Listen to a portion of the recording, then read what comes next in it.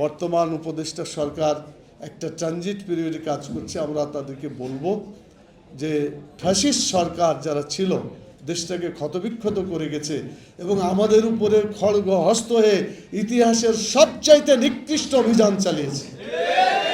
উপদেষ্টা সরকার উচিত এই সমস্ত ফ্যাসিস্টদের তাড়াতাড়ি বিচার করা। বিচার ছাড়া তাদেরকে নির্বাচনের যোগদান করানো কিছুতেই ঠিক হবে না।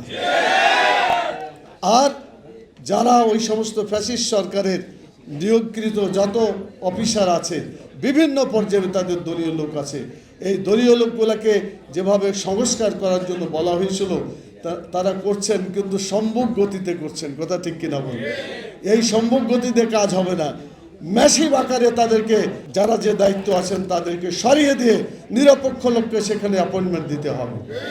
জেলা পর্যায়ের এসপি ডিসি থেকে শুরু করে নির্বাচনের দায়িত্ব পালন করা যারাই আছেন সবাইকে নিরপেক্ষ লোক হতে হবে। কেয়ারটেকারের দাবি যাতে পূরণ হয়ে যায়। আমাদের শহীদ ভাইরা যারা আছে সবাইকে আল্লাহ তাআলা যেন শাহাদাতের মর্যাদা দান করেন।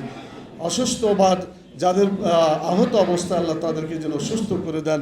এ কথা বলে কাল কিয়ামতে একই সাথে আল্লাহর কাছে যাতে আমরা জান্নাতুল ফেরদাউসে পৌঁছতে পারি, জায়গা পেতে পারি, আল্লাহ যেন দয়া করে মেহেরবানি করে সেই দোয়া আল্লাহ কবুল করেন। শিবিরের রাজশাহী বিশ্ববিদ্যালয় সবসময় একটা কথা আমরা মনে রাখতাম যে আমরা এই ক্যাম্পাস শহীদের ক্যাম্পাস, এই ক্যাম্পাসে শিবির ওপেন হবে, শিবির থাকবে, শিবিরের কাজ অব্যাহত থাকবে। এই যে জনশক্তির মনোভাব, এই যে জনশক্তির আল্লাহর উপর নির্ভরশীলতা, এই চিন্তা চেতনায় রাজশাহী বিশ্ববিদ্যালয় ইসলামী ছাত্র শিবিরকে প্রতিষ্ঠার ক্ষেত্রে সবচাইতে বড় ভূমিকা পালন করেছেন। যে এখানে আমরা যারা আছি, আমরা একটা দেশ চালানোর মতো লোক এখানে আছি। আমরা যারা রাজশাহী বিশ্ববিদ্যালয়ের ছাত্র ছিলাম, জীবন যৌবনের ঝুঁকি নিয়ে এই আন্দোলনে ভূমিকা পালন করেছি।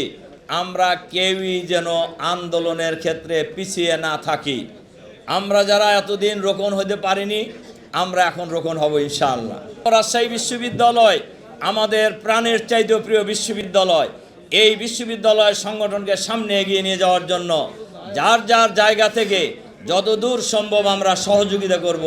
আগামী দিনে রাজশাহী বিশ্ববিদ্যালয়ের ভাইরা পৃথিবীর যেখানেই থাকবে আন্দোলনে সক্রিয় থাকবে, আন্দোলনের সামনের কাতারে ভূমিকা রাখবে ইনশাআল্লাহ। এই বিশ্ববিদ্যালয় বাংলাদেশের রাজনীতির পরিবর্তনের সূচনা করেছে। আজকে সেই সুফল বাংলাদেশের মানুষ পাচ্ছে, আগামী দিনে আমরা পাব। আমাদেরকে ঐক্যবদ্ধভাবে নিজেদের মান উন্নয়নের মাধ্যমে এগিয়ে আসতে হবে, ভূমিকা রাখতে হবে। আল্লাহ রাব্বুল আলামিন আমাদেরকে তৌফিক দান করুন, আমিন। আসসালামু আলাইকুম ওয়া রাহমাতুল্লাহি ওয়া বারাকাতুহু।